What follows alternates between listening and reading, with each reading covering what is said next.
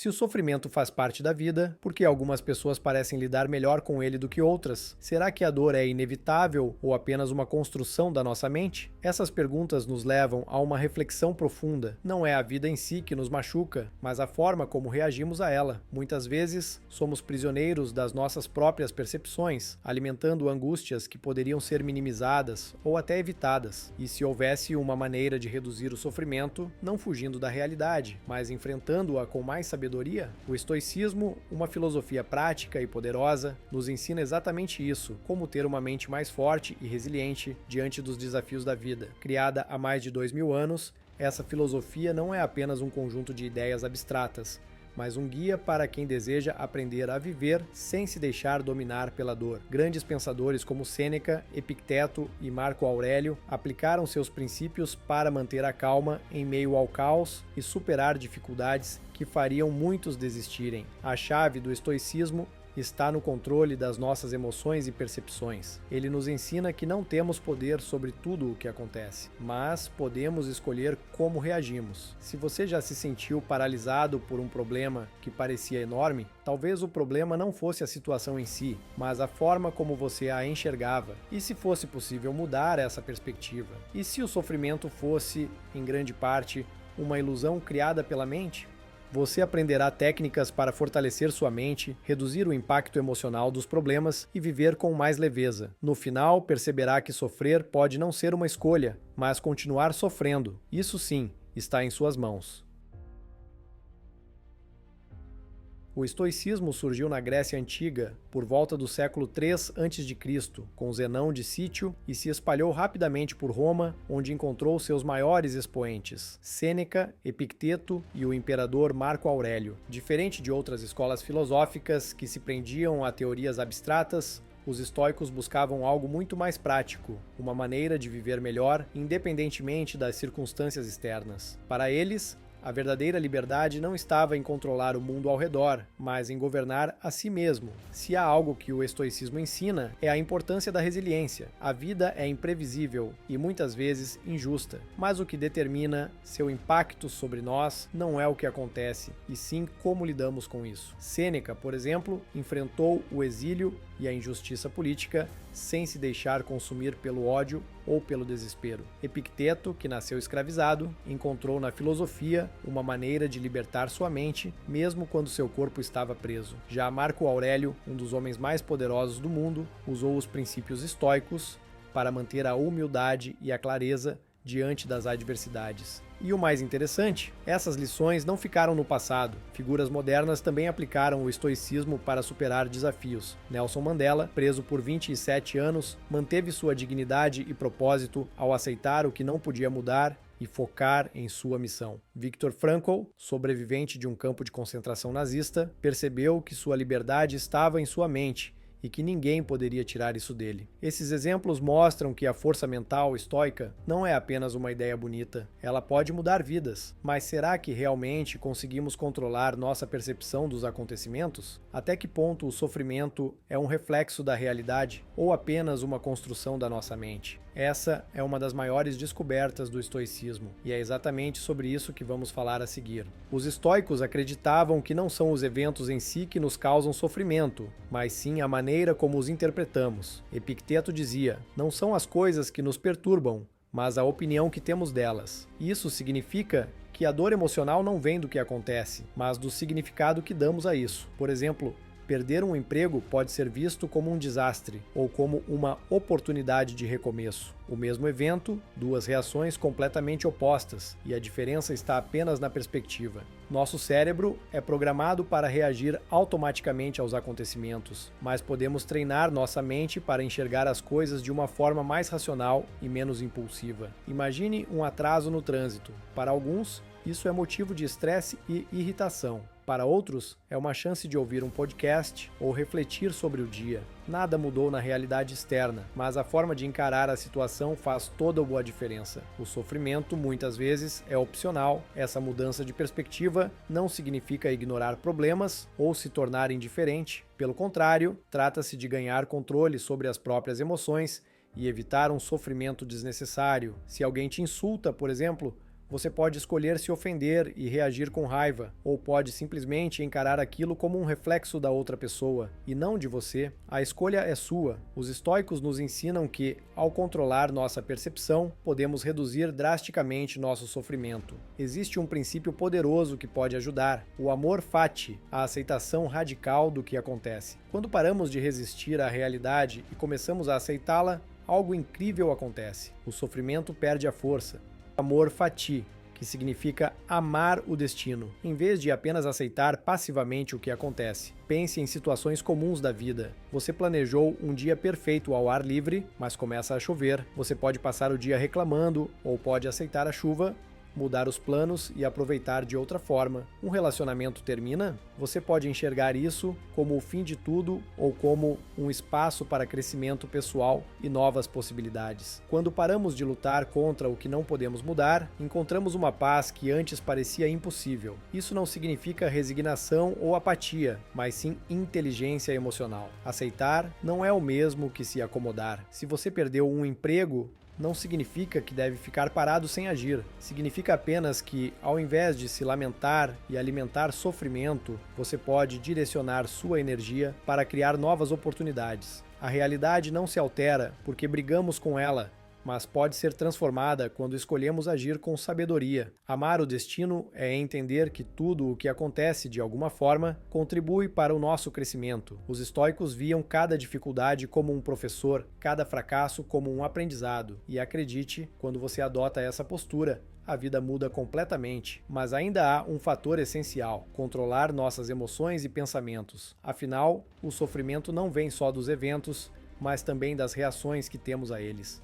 Os estoicos sabiam que a mente pode ser nossa maior aliada ou nosso pior inimigo. Não são as situações externas que nos fazem sofrer, mas a maneira como as interpretamos. Imagine alguém que recebe uma crítica no trabalho. Uma pessoa pode ficar arrasada, duvidar de si mesma e alimentar pensamentos negativos. Outra pode encarar como uma oportunidade de crescimento, analisando a crítica de forma racional. A diferença não está no que aconteceu, mas na reação emocional que cada um escolheu ter. Para evitar ser escravizado pelas emoções, os estoicos praticavam o distanciamento cognitivo. Quando algo desagradável acontecia, em vez de reagir impulsivamente, eles paravam e analisavam a situação com calma. Um dos exercícios mais eficazes para isso é a visualização de cima, onde você imagina a cena como se fosse um espectador, observando de fora. Isso ajuda a enxergar os problemas com mais clareza e evita que sejamos arrastados por emoções destrutivas. Outro método poderoso é a interrupção de padrões de pensamento. Sempre que perceber que está se afundando em preocupações ou raiva,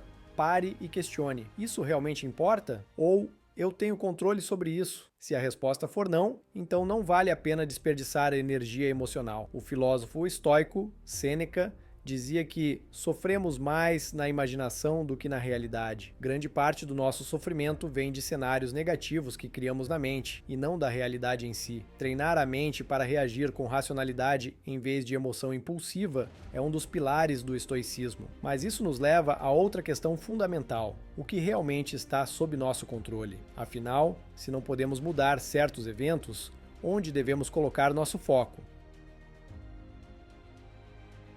Os estoicos tinham um conceito essencial para nos lembrar da brevidade da vida, memento mori, que significa lembre-se de que você vai morrer. À primeira vista pode parecer um pensamento sombrio, mas na verdade ele carrega um ensinamento libertador. A ideia não é temer a morte, mas usá-la como um guia para tomar decisões mais conscientes. Afinal, se sabemos que nosso tempo é limitado, por que desperdiçá-lo com preocupações triviais ou sofrimentos desnecessários? Imagine que você descobre que tem apenas um mês de vida. Você gastaria esse tempo se preocupando com críticas de desconhecidos? Provavelmente não. Você se irritaria porque o garçom demorou um pouco para trazer seu pedido? Claro que não. Essa consciência nos força a priorizar o que realmente importa, as experiências significativas, os momentos com as pessoas que amamos e o crescimento pessoal. Marco Aurélio, em suas Meditações, reforça esse pensamento ao dizer que devemos viver cada dia como se fosse o último. O curioso é que muitas pessoas vivem como se fossem imortais, adiam sonhos, guardam rancores e se prendem a problemas pequenos. O estoicismo nos ensina a fazer o oposto, aceitar que a morte faz parte da vida e usá-la como um incentivo para agir agora. Quer dizer, eu te amo para alguém? Faça isso hoje. Quer mudar de carreira? Comece a planejar agora. O tempo que temos não está garantido, e fingir que a morte não existe só nos faz desperdiçá-lo. Quando abraçamos Memento Mori, nos tornamos mais corajosos e autênticos. A preocupação com julgamentos alheios diminui, porque entendemos que no fim das contas, tudo passa. E mais do que isso, aprendemos a valorizar cada segundo.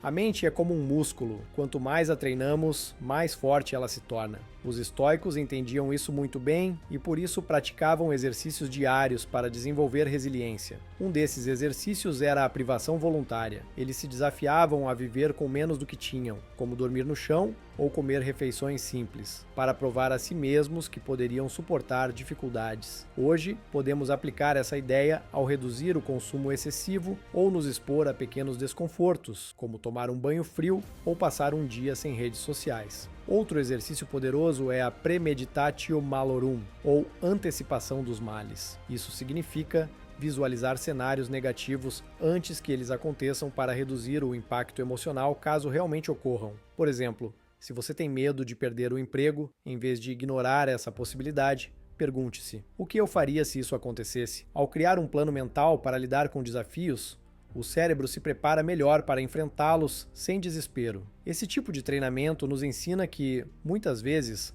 o medo do sofrimento é pior do que o próprio sofrimento. Além disso, a autodisciplina é um pilar essencial para fortalecer a mente. Sêneca dizia que devemos governar nossos desejos em vez de sermos escravizados por eles. Isso significa aprender a dizer não para impulsos momentâneos que nos afastam do que realmente queremos. Se o objetivo é melhorar a saúde, é preciso resistir à preguiça e criar uma rotina de exercícios. Se o foco é o crescimento pessoal, dedicar tempo à leitura e ao aprendizado é indispensável. Pequenos atos diários de disciplina criam uma mente mais firme e resistente. Fortalecer a mente com o estoicismo não significa se tornar insensível, mas sim desenvolver um estado de serenidade inabalável. A vida continuará trazendo desafios, mas quem treina sua resiliência sabe que pode enfrentá-los sem se deixar dominar pelo sofrimento.